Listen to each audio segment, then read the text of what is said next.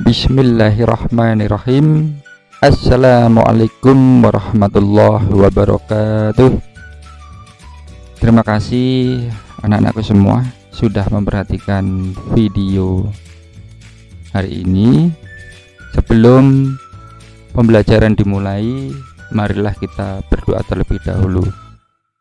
Untuk pengenalan video pembelajaran ini ya, sewaktu berdoa nanti tolong YouTube atau video ini dihentikan dulu sejenak, nanti dilanjutkan pada waktu Pak Agus bilang berdoa dimulai. Itu setiap awal pembelajaran ya, katakanlah pada waktu pagi hari, nanti kalau selesai juga ditutup dengan doa lagi. Jelas ya? Oh ya, saya Pak Agus ingatkan lagi untuk jadwal hari ini, hari Kamis ya, pertemuan pertama itu jadwalnya sudah dilihat toh di grup.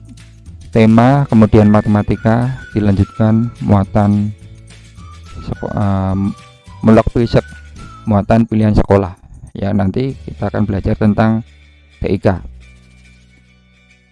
seperti itu ya. Nanti awal kita berdoa, di akhir juga berdoa. Sewaktu berdoa dihentikan dulu, setelah itu doanya selesai nyalakan lagi, nanti otomatis masuk lagi. Pak Agus bilang berdoa selesai, seperti itu ya.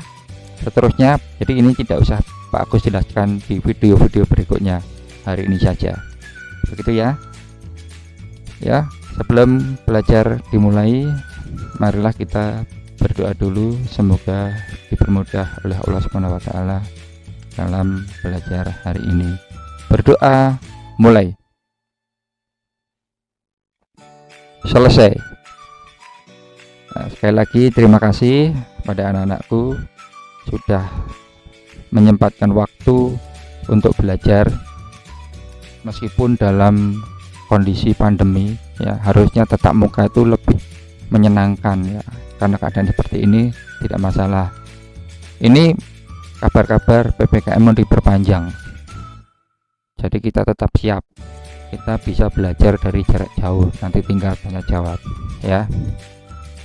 Untuk pertemuan pertama yaitu tema 1 tentang apa, buka bukumu.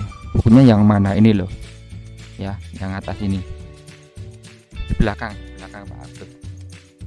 Itu selamatkan makhluk hidup, dicari dulu bukunya, selamatkan makhluk hidup tema 1.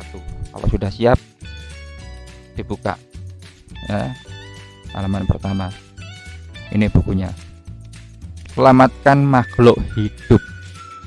Nah, mesti bayangan kita, makhluk hidup itu banyak sekali ya, kita perlu menyelamatkan. Rasa sayang kita pada sesama makhluk ciptaan Allah semua ya, tidak hanya makhluk hidup ya, semuanya ya, benda-benda mati kita sayangi, kita rawat ya. Tapi kalau untuk tema hari ini, tema 1, selamatkan makhluk hidup, nanti banyak sekali yang kita pelajari di situ.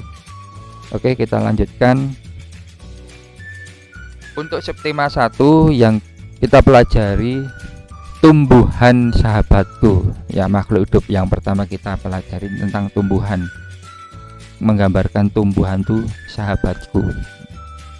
Sahabat, teman, lebih dekat mana sahabat kan ya, sangat dekat sekali dengan tumbuhan.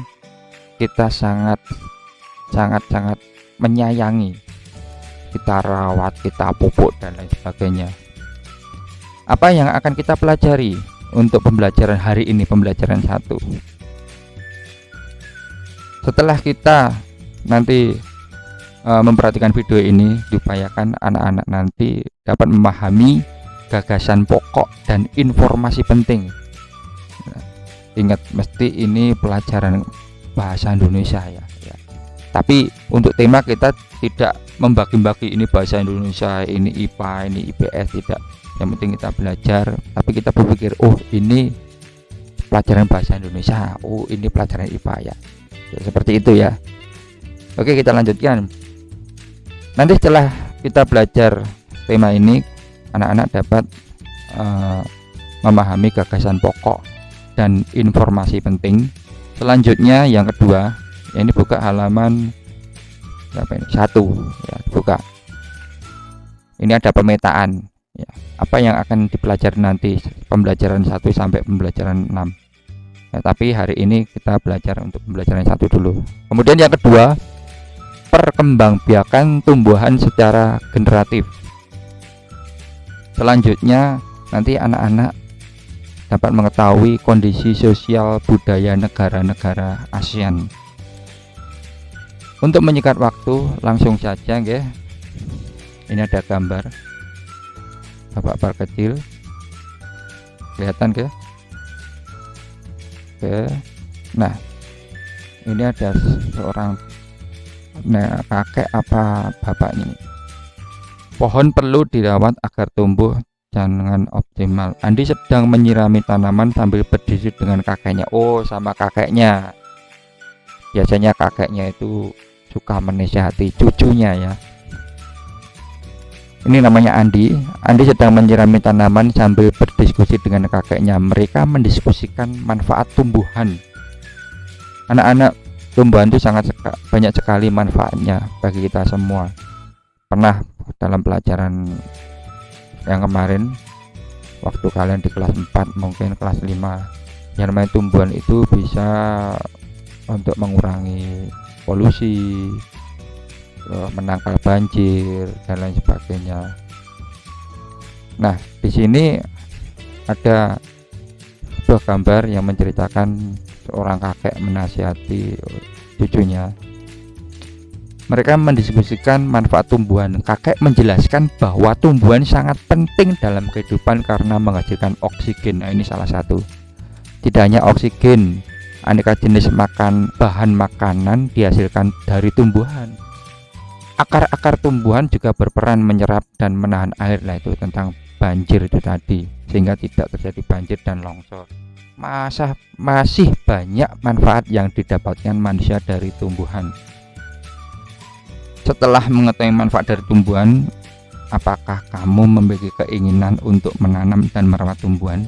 Ya, karena tumbuhan itu sangat banyak manfaatnya, sampai sekarang diperjualbelikan karena keindahan. Dulu pernah sempat itu viral, harganya itu setara dengan sepeda motor. Karena sangat sayangnya, kalau waktu di luar itu diawasi, kemudian kalau malam dimasukkan lagi lah, seperti saking mahalnya ya. Seharusnya tidak tanaman-tanaman tertentu, semua yang kita punyai yang ada manfaatnya itu kita rawat ya, seperti ini. Sambil merawat, kamu bisa mengamati cara perkembangbiakan tumbuhan yang ada di sekitarmu. Ya, di situ juga ada ilmunya nanti. Ayo tunjukkan kepedulianmu terhadap tumbuhan yang ada di sekitar. Oke, kita langsung masuk pembelajaran yang pertama. Buka halaman ini tadi, halaman berapa? Halaman 1, 2, halaman 3, buka. Oke, enaknya begini ya. Jadi kamu juga membawa bukunya, membuka, nanti ada yang penting di garis bawahi.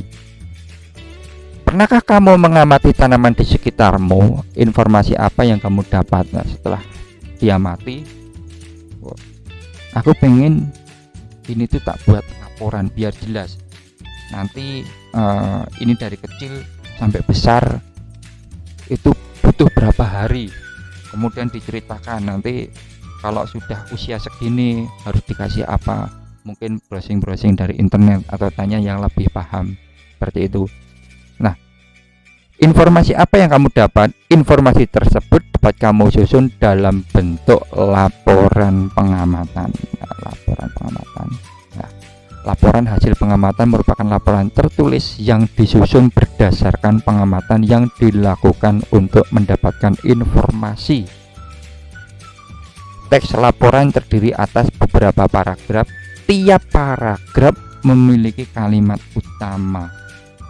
Ya, mesti ya, dalam menulis cerita apapun itu pasti ada kalimat-kalimat utama yang akan dikembangkan kemudian menjadi paragraf.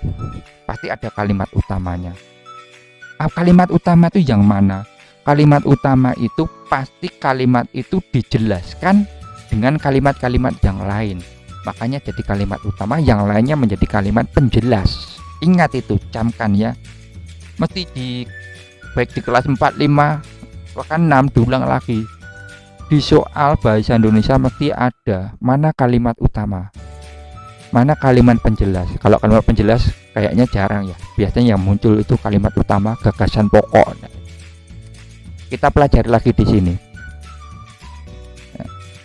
Tadi kita bahas tentang laporan, tapi kita fokus untuk ke gagasan pokok sesuai dengan apa yang akan kita pelajari di pembelajaran yang ke-1 ini. Kita lanjutkan. Kalimat utama ini ya dalam paragraf dapat terletak, ingat, di awal, di akhir, ataupun di awal dan di akhir. Biasanya itu berada di awal. Ini tak perbesar lagi biar jelas. Bagi yang bukunya belum diambil bisa memperhatikan di video ini. Jadi sewaktu anak-anak itu diajak pergi, waduh, hari ini ada pelajaran tema 1 pembelajaran subtema 1 pembelajaran ke-1 atau pembelajaran pertama, bukunya ketinggalan, tidak masalah, bisa memperhatikan dengan video ini seperti yang ada di bukumu. Nah, Bapak lanjutkan. Biasanya itu ada di awal ya, biasanya, tapi terkadang ada di akhir juga. Di akhir tuh biasanya seperti kesimpulannya. Kalau di awal dan di akhir itu ada juga, tapi sangat jarang ya. Tak kasih bocoran, biasanya soal seperti itu, seringnya tuh di awal. Kita lanjutkan lagi. Letak kalimat utama ini membedakan jenis paragraf. Ingat ya, deduktif, induktif gitu ya. Lanjut. Kalimat utama memuat gagasan pokok. Nah, baru ini gagasan pokok atau ide pokok atau pokok pikiran. Gagasan pokok itu apa? Disebut juga informasi pokok. Itu bahas apa toh? Kan ada kalimat ya, kalimat yang utuh, tetapi gagasan pokok itu bahas apa toh? Contoh, dalam paragraf panjang bla bla bla bla banyak banget kalimatnya, berbunyi seperti ini. Adik laki-laki itu menjadi juara di kelas 5 dalam lomba matematika. Nah, nanti dijelaskan kenapa bisa seperti itu dan sebagainya. Nah, kalimat utama itu mempunyai gagasan pokok.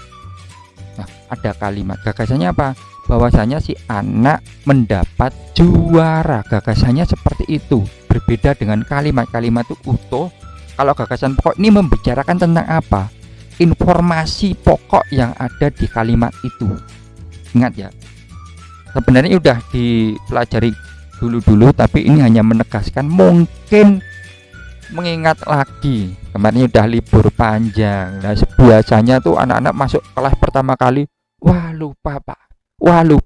Oleh karena itu kita buka lagi yang dulu sudah masuk dalam pikiran kalian, dibuka lagi ya. Oh, gagasan pokok, aku jadi ingat lagi. Oke, kita lanjutkan. Gagasan pokok dalam bacaan dapat kamu kembangkan menjadi paragraf baru. Ingat, gagasan pokok ini dikembangkan menjadi paragraf. Itu pertama kali melewati membuat kalimat dulu menjadi kalimat apa tadi? Ini kalimat utama dulu, setelah itu dikembangkan ada kalimat-kalimat penjelas seperti itu ya. Kamu dapat menggunakan kalimat-kalimatmu sendiri untuk mengembangkan gagasan pokok menjadi paragraf yang disebut mengarang. Nah, anak-anak kalau mengarang itu mesti ya, kalau dibuat menjadi 3 paragraf, 2 paragraf, mesti dalam satu paragraf berkeinginan kon paragraf iki aku nyeritake sing perkenalan sih. Nah, kemudian paragraf kedua menceritakan masalah. Setelah itu paragraf ketiga penyelesaian. Nah, ini yang Pak Agus bilang, perkenalan dulu, ide atau gagasan pokoknya tentang perkenalan dulu. Nah, nanti kalimatnya ya tidak perkenalan gitu, tidak ya. Jadi untuk gagasan pokok itu lebih meruncing, jadi lebih luas lagi gitu ya. Kalau dijelaskan sangat banyak, kalimatnya bebas, nanti setelah itu dikembangkan menjadi sebuah paragraf. Berikut langkah-langkah yang dapat kamu ikuti untuk mengembangkan gagasan pokok menjadi paragraf baru. Yang pertama, susun kalimat utama. Nah, ini benar lah. Jadi tidak langsung gagasan menjadi paragraf, tidak, ada alurnya. Kemudian tulis beberapa kalimat yang menjelaskan. Jadi Pak Agus tadi bilang kalimat penjelas ya, yang menjelaskan kalimat utama, seperti itu. Setelah itu baca kembali paragraf yang telah tersusun. Kenapa toh kok baca kembali? Ya siapa tahu kamu menceritakannya mencolot sana sini, tidak urut. Jadi sebuah karya itu apapun mesti tonton sih. Kalau nek gambar kayak kurang apa ya, kayak ini keliru tak setip. Nah, makanya diciptakannya setip ya. Setip itu untuk menghapus kesalahan, ternyata kurang kayak gini. Jadi masih dilihat sih sebelum paragraf itu jadi, tonton sih, dibaca lagi, baca kembali paragraf yang telah tersusun. Udah bagus, ya udah lanjutkan. Kalau tidak ya perbaiki. Yang keempat, perbaiki jika terdapat kesalahan. Jelas ya? Intinya gagasan pokok, kembali lagi ya, kita garis bawahi bahwasanya gagasan pokok itu informasi pokok. Kemudian kalau ingin mengembangkan ke paragraf itu dibuat kalimat, buat kalimat yang agak panjang ya. Setelah itu kalimat itu diperjelas lagi, namanya kalimat penjelas. Tulis beberapa kalimat. Nah, kalau kata beberapa tuh banyak ya, jangan kalimat utama penjelas satu ya. Kalau paragraf itu belum terlihat ya, beberapa kasih 2, 3, 4, 5, lebih banyak lebih bagus, seperti itu. Yuk kita coba, mari beraktivitas. Ini seharusnya itu kalau di kelas bentuk kelompok 2-3 lah, bahkan kita berkumpul pun nggak boleh ya. Ya ini hanya untuk mempercepat biar anak-anak cepat paham, karena di rumah itu suasananya beda dengan di sekolah. Di rumah kadang-kadang sudah kayak gini kok masih mikir berat ya. Ini tidak, sebenarnya anak juga tetap diasah, tapi ya dari Bapak Ibu guru memaklumi kondisi seperti ini, kita sangat-sangat mempermudah agar anak itu tetap belajar dan suasananya senang. Kita itu senang, jangan susah di rumah, nanti imunnya menurun. Jaga kesehatan ya. Oke, kita lanjutkan. Ini ada bacaan. Tugasnya adalah menentukan gagasan pokok tiap paragraf dalam teks tersebut, kemudian kembangkan gagasan pokok. Nah, kalau ini kita belajar untuk yang kedua saja. Kita menentukan gagasan pokok. Sebelum menentukan gagasan pokok, kita mencari kalimat utama ya, kalimat utama. Tapi sebelumnya kita juga tidak lepas yang namanya judul. Kalau kita membaca judul, otomatis pikiran kita itu membicarakan tentang apa. Kalau ini membicarakan tentang tanaman jagung, nah kalau gitu kita mikirkan jagung, pikir jagung. Dah, kita baca, tanaman ini akrab dengan kehidupan manusia. Tanaman ini menjadi salah satu sumber makanan sehari-hari. Tanaman yang menjadi sumber makanan ini adalah jagung. Jagung dijadikan sebagai makanan pokok di beberapa daerah Indonesia. Manakah kalimat utama? Ingat, kalimat utama itu terkadang kalau ditutup itu tidak bisa mengetahui kalimat-kalimat penjelas yang lain. Ini menjelaskan apa toh? Jadi kita nggak tahu. Kalau dibuka kita tahu, menjelaskan tentang ini, seperti itu ya. Kalau dengan cara lain ada juga, ini lebih enak juga, bahwasanya kalimat itu itu selalu dibahas pada kalimat-kalimat berikutnya ya. Kalau kesimpulan enak biasanya yang ini tak tunjukkan langsung saja ya. Nah, ada tulisan kelihatan ya di atas ya. Oleh karena itu biasanya kesimpulan. Jadi ini jelas sekali kalimat utamanya ya, karena ini membahas dari kalimat awal sampai kalimat akhir di sini. Ini kesimpulan di sini. Kalau yang ini yang berulang kali itu membahas tentang apa?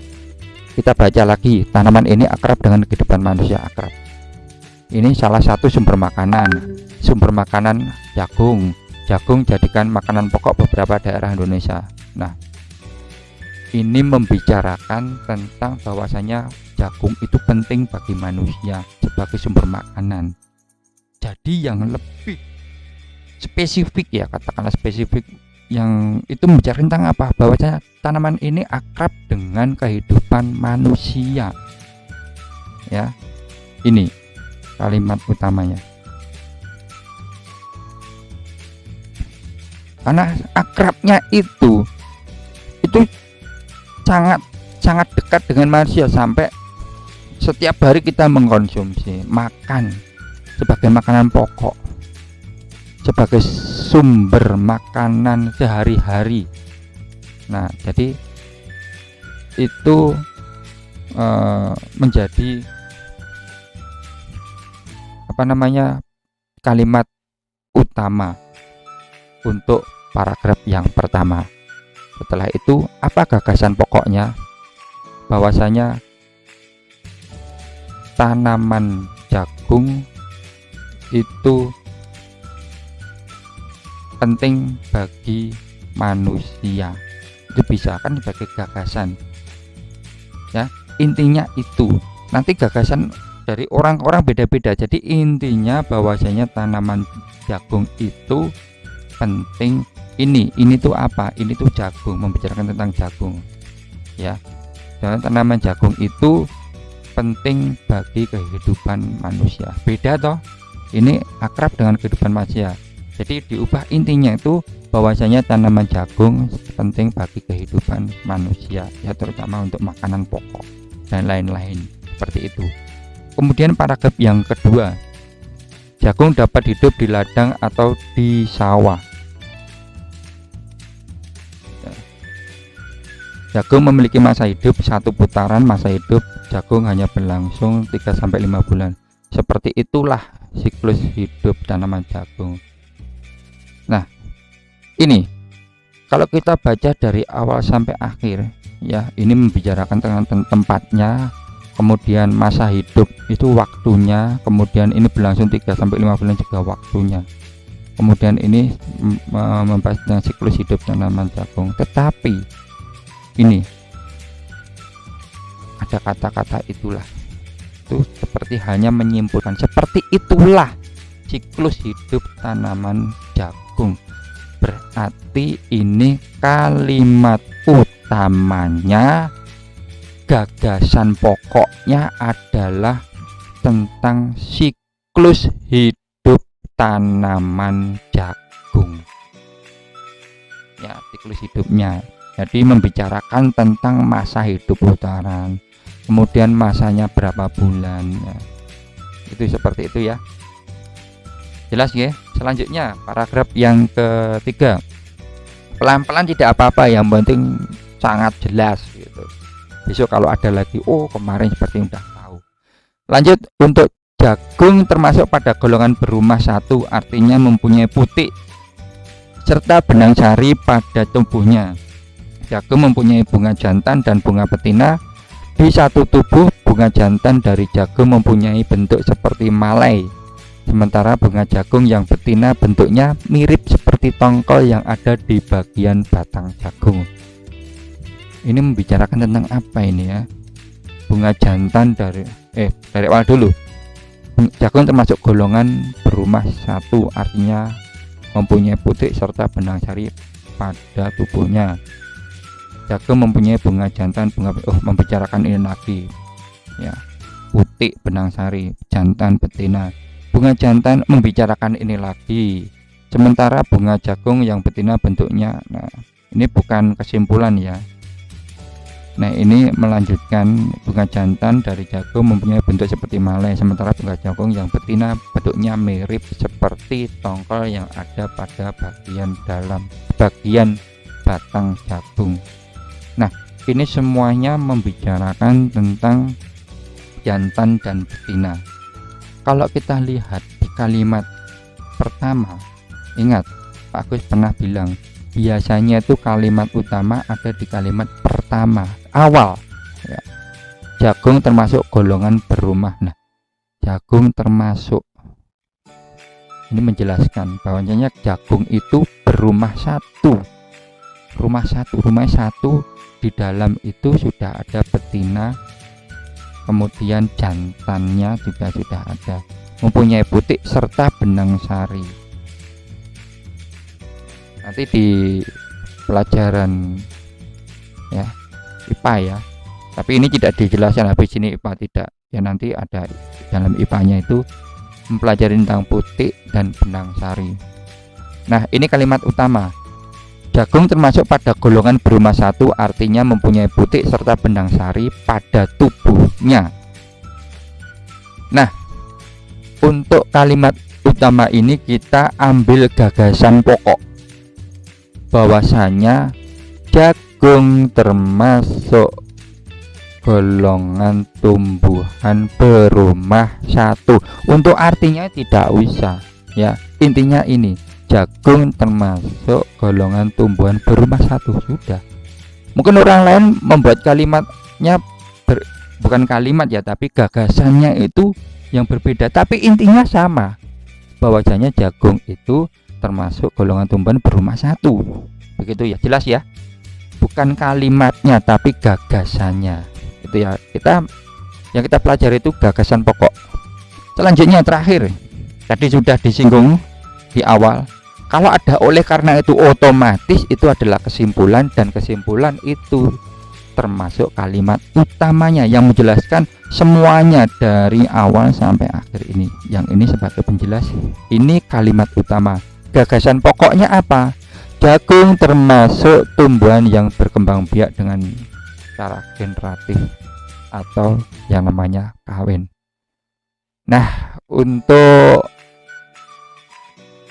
pembelajaran yang pertama yang membahas tentang gagasan pokok dan informasi penting dalam teks laporan pengamatan sudah jelas nggih?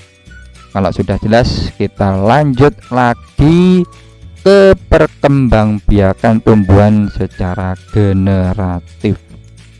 Oke, kita lanjutkan perkembangbiakan tumbuhan secara generatif.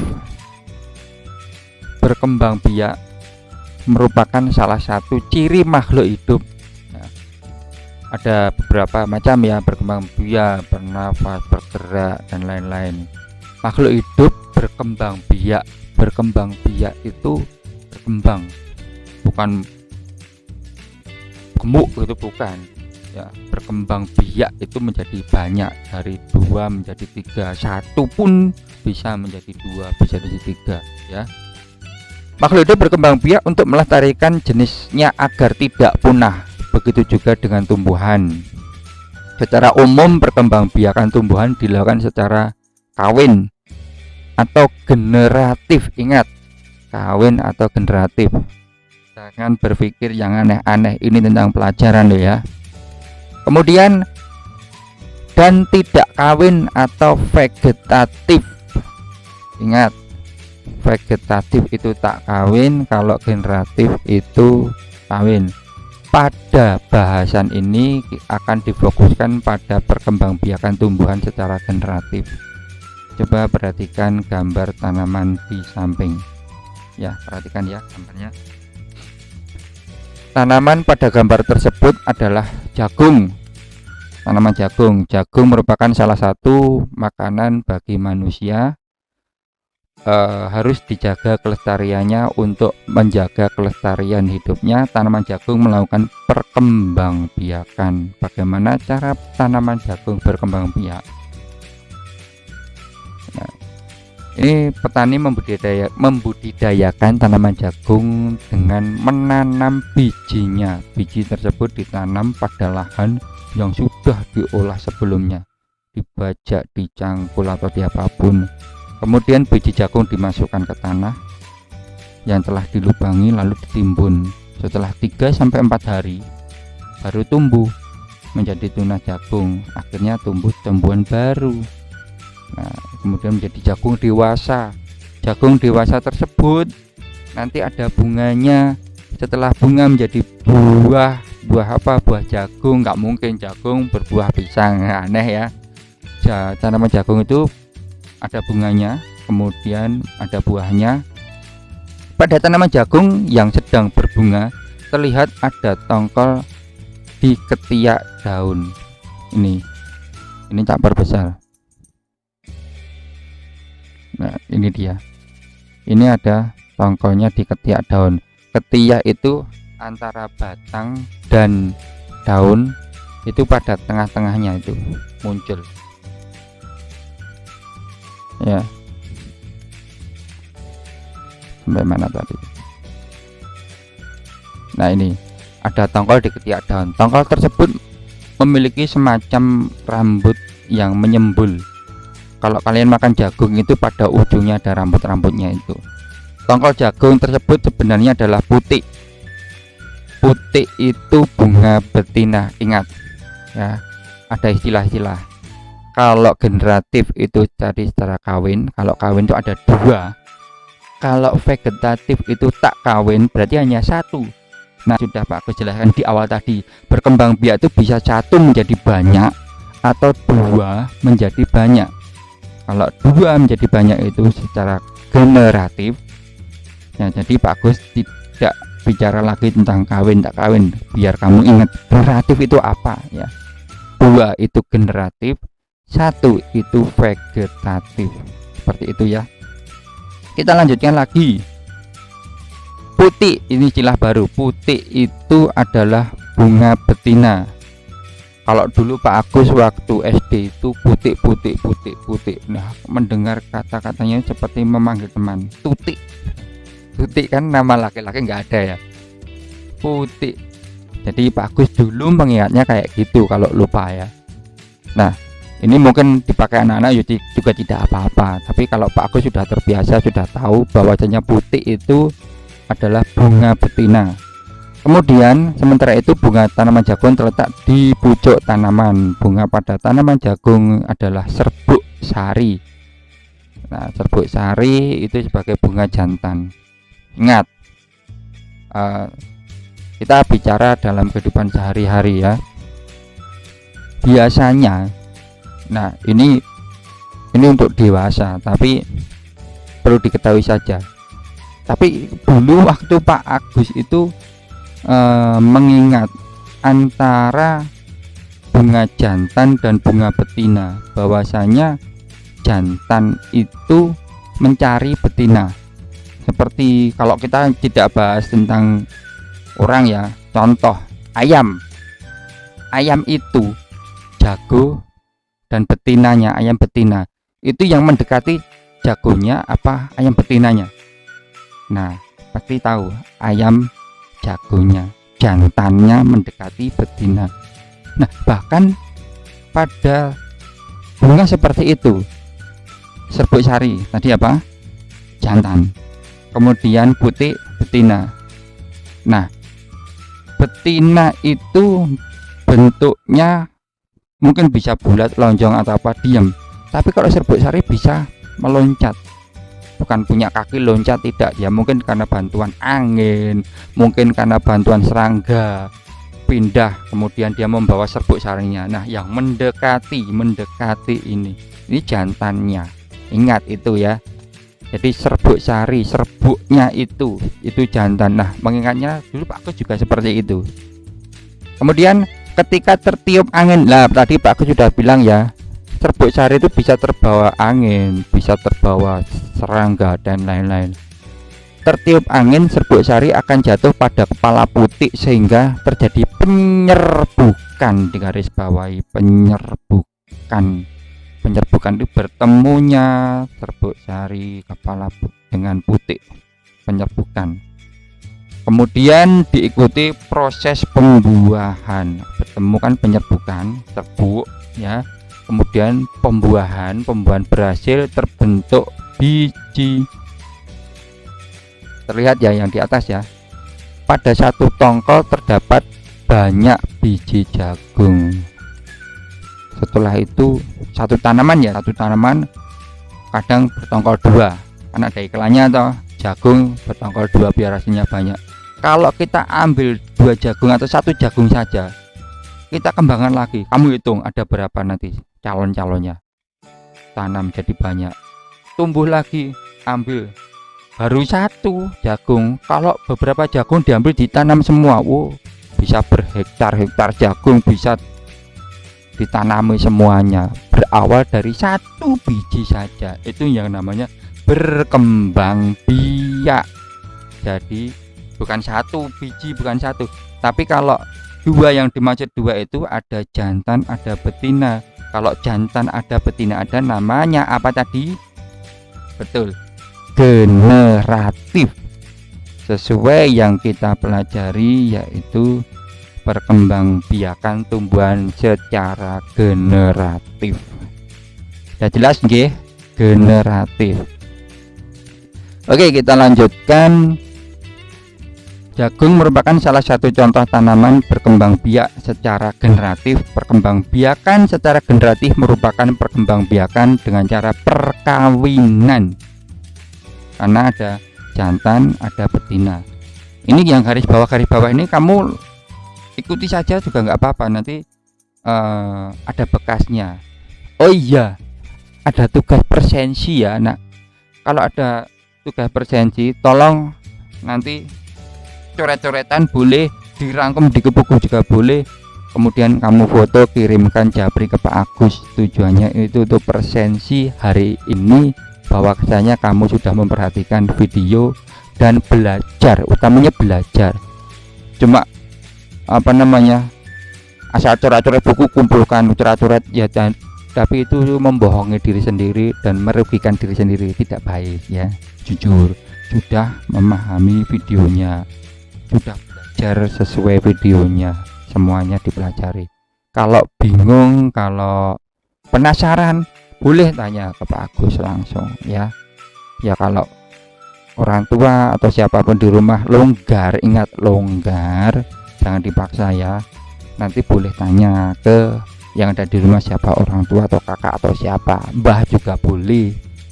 Nah kalau sekiranya tidak longgar, tanya japri Pak Agus. Waktu HP-nya tidak dipakai, tanya, tidak apa-apa. Begitu nggih. Lanjut. Sampai mana tadi? Perkawinan, yaitu bertemunya sel kelamin jantan dan betina. Tadi ada istilah penyerbukan pas jatuh bruk, itu namanya penyerbukan. Kalau istilah perkawinan itu bertemu ya. Ingat, jangan pikir aneh-aneh. Perkawinan orang nikah ya, bertemu ya kan ya sama saja ya. Ya perkawinan 2 orang, jadi bertemu, laki-laki perempuan bertemu dalam satu pelaminan. Wah, jangan mengandai-andai, masih jauh, kamu masih SD ya. Ingat, ini hanya kita mempermudah untuk memahami. Oh seperti itu, bertemunya itu perkawinan. Lanjut, perkembangbiakan secara generatif dialami oleh tumbuhan berbiji melalui penyerbukan.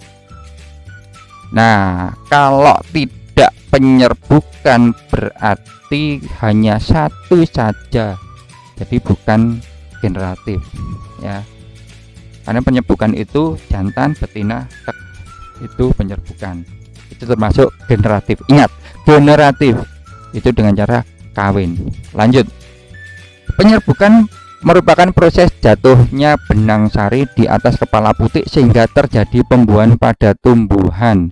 Pembuahan merupakan peristiwa meleburnya sel kelamin jantan dan sel kelamin betina sehingga membentuk zigot. Ya, zigot itu calonnya. Kita lanjutkan, nanti kamu akan paham. Selanjutnya zigot akan berkembang menjadi lembaga. Ini tahap-tahapnya.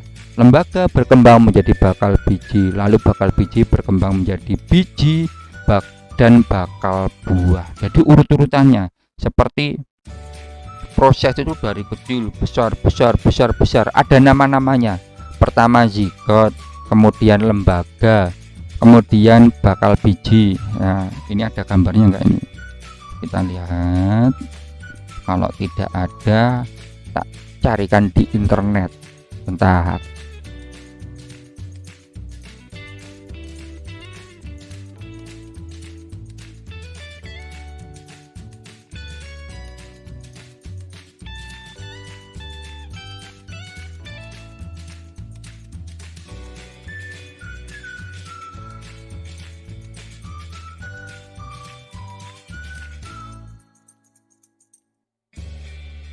Tak carikan gambarnya.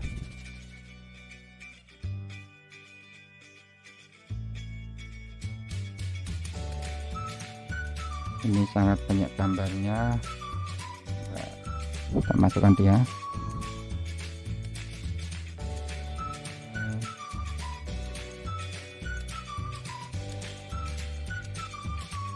Sip, kelihatan. Tak carikan gambarnya.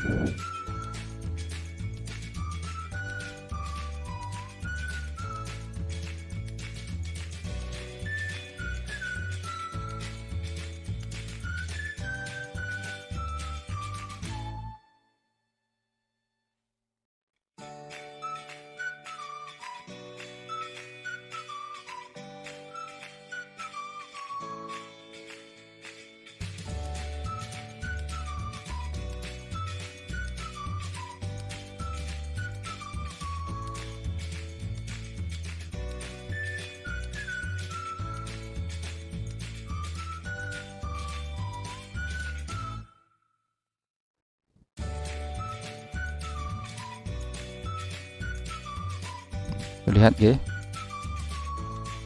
Oke. Ini penyerbukan. Ini kepala putih, ada tangkai putih. Nah, ini pada badannya ya. Ini diperbesar. Diambil hanya bagian dalamnya. Nah, zigot itu yang mana ini? Zigot. Kemudian ini ada inti kandung lembaga, yang tadi yang dibilang lembaga lebih besar. Kemudian ini ada bakal biji itu yang lebih besar lagi. Jadi ada tahap-tahapnya. Ini kecil, semakin besar lagi, dan semakin besar lagi sebagai bakal buah. Ini maksudnya kalau kita makan itu ada buahnya, ada bijinya. Bakal buah, bakal biji. Ini dari yang kecil. Kalau kalian bisa tahu itu waktu makan kacang ya, itu kamu berpikir kok ada tanaman di dalam. Nah, itu sebagai bakal tumbuhan ya. Kalau itu ditanam itu muncul tunasnya dari situ ya. Tapi ini berbicara tentang biji ya. Kalau untuk putih di dalamnya itu sudah diprosesnya. Itu ada zigot, kemudian ada lembaga seperti materi tadi.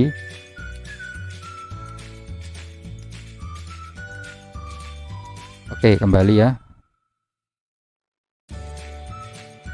Zigot, selanjutnya zigot berkembang menjadi lembaga yang lebih besar tadi, kemudian menjadi bakal biji, lalu bakal biji menjadi biji dan bakal buah.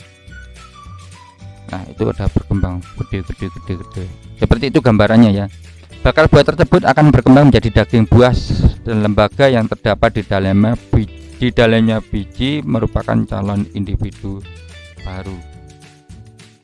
Jadi Pak Agus bilang kacang tadi itu sudah keluar dari badannya putih itu tadi ya, sudah keluar. Seperti kalau kamu melihat kacang, kalau dibuka udah dibuka gitu, di dalam ada kecilnya, itu namanya calon individu baru. seperti itu. Kalau belum digoreng ya masih bisa ditanam. Nah, seperti itu nggih.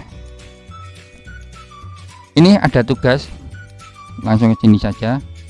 Kamu telah mempelajari tentang perkembangbiakan tumbuhan secara generatif. Perkembangbiakan secara generatif dialami oleh tumbuhan berbiji. Berdasarkan pengetahuan tersebut, lakukan pengamatanmu terhadap tumbuhan berbiji di lingkungan sekitarmu. Lakukan pengamatan. Ini diidentifikasi nama tumbuhan berbiji pepaya, jenis bunga tidak sempurna, cara penyerbukan. Jadi intinya kalau itu bahwasanya tanaman itu serbuk sari dan putiknya itu berdekatan, ada jelas itu bisa penyerbukan sendiri, itu dikatakan penyerbukan sempurna. Kalau tidak sempurna nanti bisa dengan bantuan angin atau dibantu dengan serbuk sari yang lain seperti itu. Nah, itu gambaran tentang penyerbukan perkembangbiakan dengan cara generatif. Sudah jelas nggih? Intinya secara kawin ada jantan dan betina, seperti itu. Oke, kita lanjutkan yang ketiga, yaitu tentang kondisi sosial budaya negara-negara ASEAN. Nah, ASEAN merupakan organisasi kerjasama negara di kawasan Asia Tenggara. ASEAN terbentuk pada tanggal 8 Agustus digarisbawahi. Ingat-ingat 8 Agustus 1967 terbentuknya, khusus di Asia Tenggara,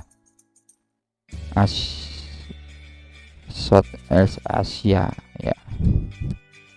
Dan diprakarsai oleh 5 negara, yaitu Indonesia yang pertama, Malaysia, Thailand, Singapura. Ini pertama kali memprakarsai itu yang mengawali ya kelima negara itu.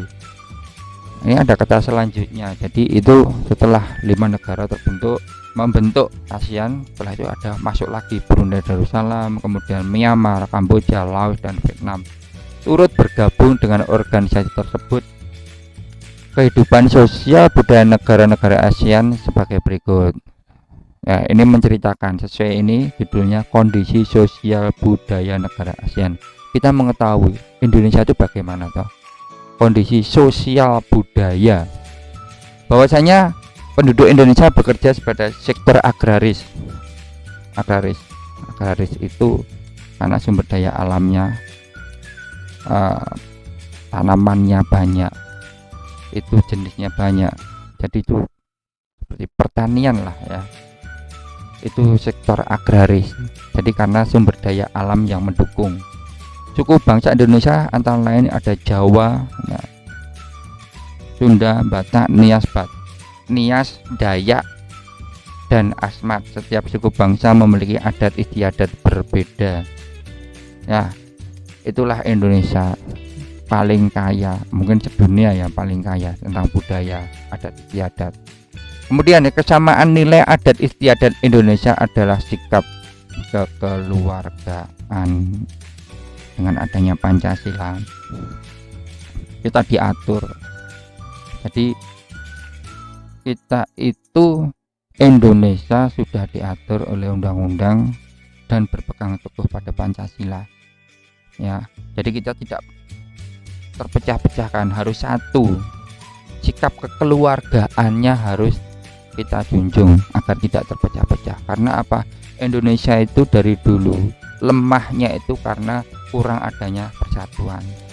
Nah, seperti itu. Kalau kita sikap kekeluargaannya bagus, insya Allah Indonesia bakal menjadi negara yang tidak tertandingi ya, seperti itu. Jadi ada kesamaan nilai adat istiadatnya dari masing-masing suku yang berbeda, yaitu kekeluargaan, sikap kekeluargaan dari masing-masing adat, dan bahkan untuk satu Indonesia itu sama. Lanjut, Brunei Darussalam. Penduduk Brunei Darussalam terdiri atas keturunan Melayu, Tionghoa, serta suku Dayak Kalimantan. Karena ini dekat dengan Indonesia ya. Kemudian 60% penduduk Brunei Darussalam memeluk agama Islam. Ya, kalau Indonesia lebih besar lagi ya. Brunei Darussalam memiliki desa terapung terbesar di dunia, yaitu Kampung Ayer. Kalau ada seperti ini penting. Jadi di soal tuh kadang-kadang besok muncul kampung terapung terbesar di dunia. Ya, ada paling apa ya? Paling mengena, paling unik di Brunei Darussalam itu apa? Seperti itu. Lanjut, Filipina terdiri atas orang Filipino 80%, yaitu campuran aborigin Taiwan, Tiongkok dan Tiongkok Selatan. Etnik lain adalah Tionghoa, Mestizo, Eropa, Amerika, dan Negrito, keturunan penduduk asli. Ya. Budaya masyarakat Filipina merupakan hasil perpaduan antara budaya barat dan budaya timur. Jadi istilahnya kalau di sini itu blasteran. Tagalog, bahasa utama Filipina. Salah satu tarian adat Filipina adalah tinikling. Ini diingat-ingat ya. Pada yang Bapak garis bawah ini itu pokok-pokok ya, kayak seperti tadi kita berbicara tentang pokok pikiran yang dibahas di sini tuh intinya pada sosial budaya di negara tersebut ini. Sebenarnya masih banyak lagi, tapi di buku hanya dijelaskan ini saja. Dan itu tolong diingat-ingat. Kamboja, penduduk Kamboja terdiri 90% orang Khmer ya, Khmer. 5% Tionghoa dan sisanya Vietnam. Nah, orang Khmer mengenal sial kotak-kotak yang disebut krama. Ini garis bawahi. Sial itu ya, yang ada di leher itu. Pria dan wanita Khmer mengenakan bandul Buddha pada kalungnya yang dapat dipercaya mengusir roh jahat dan membawa keberuntungan. Ini ya kondisi sosial budaya, ini budayanya Kamboja seperti itu. Selanjutnya Laos, bukan di sayur itu ya, ini negara. Etnik terbesar yang terdapat di Laos adalah Lao. 80% masyarakat Laos terkenal dengan kesabaran dan kesederhanaannya. Sikap ini terkait ajaran agama Buddha yang dianut sebagian besar masyarakat Laos. Makanan utama masyarakat Laos adalah nasi atau nasi ketan. Oleh karena itu orang Laos menyebutnya Luk Khao Niao ya. Ini makanan utama, nasi ketan maksudnya. Di tempat kita ada ya, kalau kita makan ketan itu tidak terbiasa, mungkin perutnya perih. Nah, di sini sosial budayanya apa toh? Ini budaya kesabaran, kesederhanaan terkenal. Nah, jadi ada keunikan di negara itu, kesabaran. Kalau di daerah maksudnya di negara kita itu tadi apa? Kekeluargaan ya. Lanjut, untuk Malaysia, penduduk asli Malaysia adalah bangsa Semang dan Sakai. Penduduk asli yang terdapat di Malaysia Barat. Bangsa Bajau, Brunei, Murut, dan Dayak terdapat di Malaysia Timur. Akan tetapi penduduk Malaysia didominasi suku bangsa Melayu yang merupakan etnik pendatang yang paling banyak. Malaysia memiliki salah satu patung terkenal, yaitu patung Dewa Murugan di Batu Caves, Selangor, Malaysia. Patung ini adalah patung tertinggi kedua di dunia yang memiliki ukuran sekitar 42,7 meter, tinggi banget ya. Patung Dewa Murugan ini sebagai budayanya budaya di sana ya. Kita lanjutkan untuk Myanmar. Sekiranya 68% penduduk Myanmar adalah orang Burma, sementara itu sisanya etnik Karen, San, Arakan, Rakhine, Chin, Mon, dan Indian. Mayoritas penduduk Myanmar 80% memeluk agama Buddha. Oleh karena itu Myanmar dijumpai banyak pagoda. Masyarakat Myanmar memiliki pakaian tradisional yang disebut longyi. Lanjut, Singapura. Negara Singapura, lambang negaranya terkenal yaitu patung Merlion berupa patung berkepala singa dan berbadan ikan. Penduduk Singapura terdiri atas etnik Tionghoa, Melayu 14%, ya Tionghoa banyak ya 77. India dan Pakistan 7,3%, serta etnis lain 1,3%. Mayoritas penduduk Singapura menganut agama Buddha. Jadi banyak ya Buddha. Sebagian besar penduduk bekerja di sektor industri. Ya, jadi berbeda dengan Indonesia tadi, sebagian besar agraris karena sumber daya alamnya yang melimpah. Sekarang Thailand ya, penduduk Thailand terdiri atas suku bangsa Thai. Oh ya, Thailand ini termasuk dalam sektor pariwisata itu lebih unggul. Di tahun kemarin ya kalau nggak salah, itu di Indonesia, perbandingan Indonesia itu dalam hasil devisa dari pengunjung pariwisata sekitar 16 juta orang tiap tahun, bukan satu bulan, tiap tahunnya rata-rata ya. Itu dihitung-hitung 16 juta. Kalau di Thailand itu sekitar 24 atau 34 juta, padahal negaranya kecil, Indonesia besar. Kenapa bisa kalah seperti itu? Apa yang ditonjolkan? Nama ini ternyata ini Thai. Kalau kita mendengar Thai itu, wah, Thai apa, gila nih ya, bukan itu ya sebagai identitas. Sampai di restoran itu ada yang namanya apa, makanan-makanan itu menjadi incaran para turis atau di negaranya tersebut. Wah, di sini tuh ada aroma khusus, makanannya juga khas, dan dinamai di restoran ataupun warung atau apapun sampai makanan itu ada embel-embel nama Thai. Berarti itu adalah Thailand. Akibatnya para wisatawan tersebut pengen sekali datang ke negara aslinya ya. Datang, rasanya tuh kayak bener-bener tenang, dan makanya pada berdatang ke situ, akhirnya pendapatan negara tersebut naik ya. Seperti itu tekniknya ya. Tapi Indonesia sudah dipikirkan bagaimana teknik Indonesia memajukan pendapatannya ya, devisanya itu untuk pendapatan ya. Nanti sudah dipikirkan oleh Pak Menteri atau Bu Menteri nanti. Nah, selanjutnya suku bangsa Thai 75%, Tionghoa, Khmer, dan Melayu. Mayoritas penduduk Thailand beragama Buddha, sama juga Buddha. Kehidupan masyarakat Thailand dipengaruhi oleh cerita rakyat Ramakien. Dalam cerita ini kepala merupakan bagian tubuh yang paling dihormati. Oleh karena itu masyarakat Thailand tidak ada yang berani menyentuh kepala orang lain. Ini sosial budayanya di Thailand. Tidak ada yang berani menyentuh. Jadi ini seperti di Indonesia, di Jawa terutama ya. Di Jawa juga tidak boleh menyentuh, itu tidak sopan ya. Makanya di Jawa itu terkenal lemah lembut, sopan santun ya.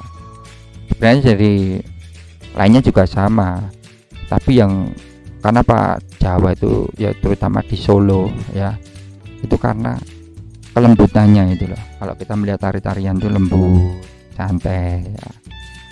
Jadi sopan santunnya itu. Lanjut Vietnam.